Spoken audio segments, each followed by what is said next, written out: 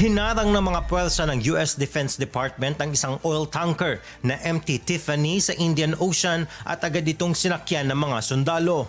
Ayon sa Pentagon, ang nasabing barko ay isang stateless sanctioned vessel na pinaghihinalaang nagbibigay ng suporta sa Iran. Isinagawa ang operasyon sa ilalim ng US Indo-Pacific Commando Indo-PACOM. Sa video na inilabas ng Department of War, makikita ang US troops na nagrapel mula sa helicopter patungo sa deck ng barko upang kunin ang kontrol nito.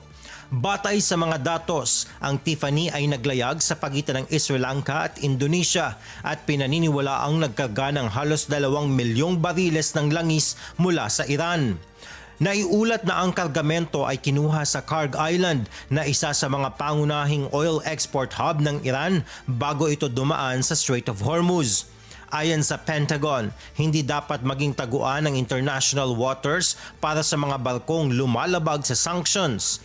Ito na ang ikalawang barkong hinarang ng US sa mga nakaraang araw, kasunod ng pagkakasamsam sa isang Iranian cargo ship na malapit sa Strait of Hormuz.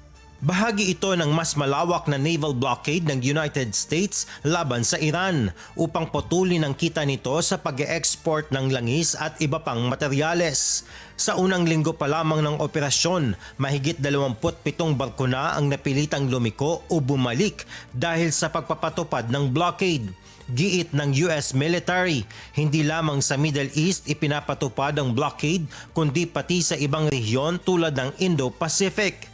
Nangyari ang insidente sa gitna ng patuloy na tensyon sa pagitan ng US at Iran. Jovic Bermas, humahataw sa balita ngayon.